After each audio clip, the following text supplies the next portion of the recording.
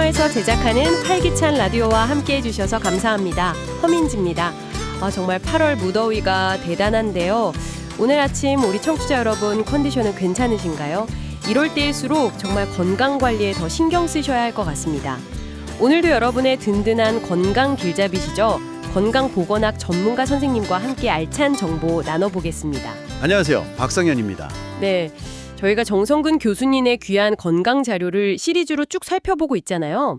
오늘은 그중에서도 정말 많은 분들이 힘들어하시는 목 디스크 방사통, 여기에 대해서 좀 자세히 알아보려고 합니다.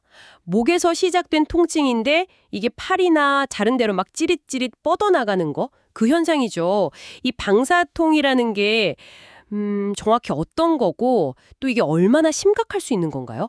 정성근 교수님 자료 보니까요. 목 디스크 방사통이 허리 디스크 방사통보다 기간은 짧을 수 있어도 훨씬 더 괴롭다. 굵고 짧게 아주 강하게 온다. 이렇게 표현하셨더라고요. 심지어 잠자다가 너무 아파서 그 팔을 누가 차라리 좀 떼어갔으면 좋겠다. 이렇게 느낄 정도라고 하니 그 고통이 상당할 것 같아요. 네, 맞습니다. 그 목 디스크 방사통이라는 것은요, 우리 목뼈 사이에 있는 그 원반 모양 구조물, 디스크 있지 않습니까? 그 추간판이 제자리에서 이렇게 밀려 나오거나 아니면 찢어지면서 생기는 문제입니다.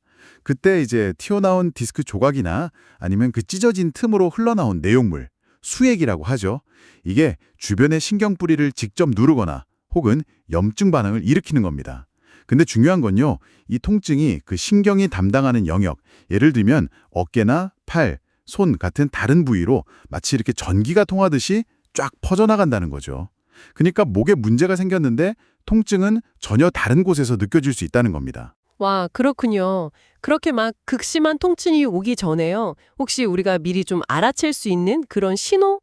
전조 증상 같은 것도 있을까요? 아까 말씀드린 그 자료 속 50대 여성분 같은 경우도 심한 방사통 오기 한 5, 6년 전부터 원인 모를 두통이나 어지럼증을 계속 겪으셨다고 해요. 근데 이런 두통, 어지럼증 말고도 목덜미 저 뻣뻣하다든지 아니면 승모근이 자주 뭉친다든지 등 윗부분이 아프다든지 심지어 어떤 분들은 견갑골 주변, 날개뼈 있는 쪽이죠. 거기가 뼈가 썩는 느낌이다 이렇게 표현할 정도의 통증 또는 이명이나 눈이 침침해지는 거, 얼굴 저림 같은 거 이런 것도 다 목 디스크 이상 신호일 수 있다고요. 연관통이라고 하던데요. 다른 데서 검사해도 별 이상 없다는데 자꾸 이런 증상이 나타나면 이거 혹시 목 디스크 아닌가? 한 번쯤 의심해 볼 필요가 있겠네요. 네, 맞아요. 물론 어깨나 팔이 아프다고 해서 이게 전부 다 목 디스크는 아니죠. 하지만 몇 가지 특징으로 좀 구분해 볼 수는 있습니다. 김승범 원장님 자료가 좀 도움이 될 것 같은데요. 첫째는 통증이 팔이나 손 쪽으로 이렇게 저릿저릿하게 내려가는 느낌이 있는지. 네, 타고 내려가는 느낌이요. 그렇죠. 둘째는 목을 뒤로 이렇게 젖혔을 때 통증이 더 심해지는지 보는 겁니다. 신전시 통증이죠. 뒤로 젖힐 때 더 아프다. 네. 그리고 셋째는 아픈 툭 팔 방향으로 고개를 기울였을 때 통증이 더 심해지는가 하는 거고요. 넷째는 좀 특이한데 오히려 아픈 팔을 머리 위로 이렇게 들어 올리면 증상이 좀 가라앉는가 하는 점입니다. 오히려 팔을 올리면 덜 아프다고요? 네. 이런 특징들이 좀 뚜렷하게 나타난다면 아무래도 목 디스크 방사통일 가능성이 높다고 볼 수 있습니다. 어깨 자체의 문제라면 보통 팔을 특정 방향으로 움직일 때 그럴 때 아프고 목 움직임과는 직접적인 관련은 좀 덜한 편이거든요.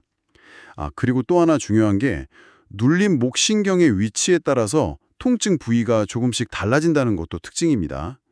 예를 들어서 5번, 6번 경추 사이 신경이 눌리면 주로 엄지손가락 쪽으로 저림이나 통증이 나타날 수 있고요. 그렇군요. 그런데 교수님 좀 궁금한 게 왜 목에 문제가 생겼는데 전혀 상관없어 보이는 팔이나 손이 아픈 걸까요? 그거는 우리 몸의 신경계가 정보를 처리하는 방식 때문에 그렇습니다. 좀 효율성 때문이라고 할 수도 있는데요. 예를 들어 피부 감각은 굉장히 정밀하잖아요. 어디를 살짝 건드려도 정확히 알죠. 그런데 몸속 깊은 곳, 뼈라든지 근육 같은 부위에서 오는 감각 정보는 여러 부위의 정보가 척수라는 큰 길에서 하나로 이게 정확히 어디서부터 출발한 신호인지 잠깐 혼동하기 쉬운 거죠. 그러니까 뇌가 좀 헷갈리는 거군요. 어디가 진짜 아픈 건지. 그렇죠. 통증의 진짜 시작점하고 우리가 느끼는 부위가 달라질 수 있는 이유가 바로 거기에 있습니다. 그렇군요. 그러면 통증이 있을 때 뭐 MRI 찍어보고 주사 맞고 이런 치료도 물론 필요하겠지만 그것보다 더 근본적인 원인을 찾는 게 정말 중요하겠네요. 바로 그 점입니다. 사실 많은 목 디스크 문제의 근본 원인을 파고 들어가 보면요. 척추 중립의 인지 소실이라는 문제와 만나는 경우가 많습니다. 이게 좀 말이 어려운데 쉽게 말하면 우리 몸이 척추의 그 자연스러운 S자 곡선을 유지하는 방법을 약간 잊어버렸다는 거예요. 예를 들어서 오랫동안 구부정하게 앉아 있거나 뭐 스마트폰 본다고 고개를 푹 숙이고 있거나 이런 잘못된 자세 습관이 계속되면 척추 전체의 균형이 무너지거든요. 그 부담이 결국 가장 약한 부분 중 하나인 목에 집중되면서 디스크에 문제가 생기는 경우가 아주 많다는 거죠. 아, 그러니까 목은 결과적인 피해자일 수도 있다. 이런 말씀이시네요. 네, 그럴 수 있습니다. 목 자체보다는 전체적인 자세 불균형이 원인인 경우가 많다는 거죠. 따라서 근본적인 해결을 위해서는 이런 몸에 대한 잘못된 인식, 잘못된 자세 습관을 바로잡고 척추 전체를 생각하는 바른 자세를 회복하려는 노력이 정말 중요합니다. 정성근 교수님이 또 강조하시는 그 4가지 나쁜 은근 힘 있잖아요. 목에 불필요한 부담을 계속 주는 그런 미묘한 힘들을 피하는 것. 그것도 디스크 회복에 아주 중요하고요. 네, 오늘 목 디스크 방사통에 대해서 정말 깊이 있게 알아봤습니다. 목에서 시작해서 팔이나 손으로 뻗치는 그런 전형적인 통증뿐만 아니라 생각지도 못했던 뭐 두통이나 어지럼증, 심지어 눈 문제까지도 목 디스크 신호일 수 있다는 점. 그리고 알려주신 몇 가지 방법으로 혹시 나도 하고 스스로 좀 체크해 볼 수 있다는 점도 유익했고요. 마지막으로 가장 중요한 것은 역시 바른 자세, 근본 원인을 해결하려는 노력이 필요하다는 점 꼭 기억해 두시면 좋겠습니다. 물론 정확한 진단과 치료는 반드시 병원에 가셔서 전문가와 상의하셔야 한다는 점도 잊지 마시고요. 프라임 시니어 제작 활기찬 라디오, 오늘은 여기서 마무리하겠습니다. 내일 아침 7시에 더 유익한 건강 정보로 다시 찾아뵙겠습니다. 청취자 여러분, 건강한 하루 보내십시오.